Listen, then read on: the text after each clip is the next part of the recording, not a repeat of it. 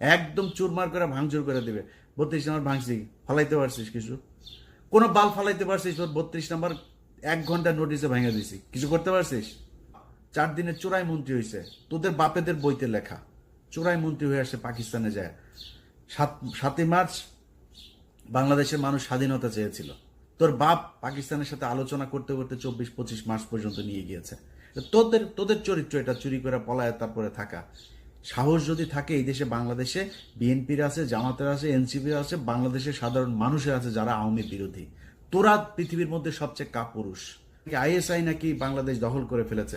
শুয়োরের বাচ্চা, এত খারাপ মানুষ ওরা। ওরা সারাটা বছর, এই 15টা বছর ওরা ইসলামের বিরুদ্ধে যুদ্ধ করেছে, ওরা আল্লাহর বিরুদ্ধে যুদ্ধ করেছে। তার পানিশমেন্ট আজকে তারা পাচ্ছে। এখন আবার ফাল পারে। এত তাড়াতাড়ি তোদের পানিশমেন্ট শেষ এটা মনে হয় তোদের কাছে?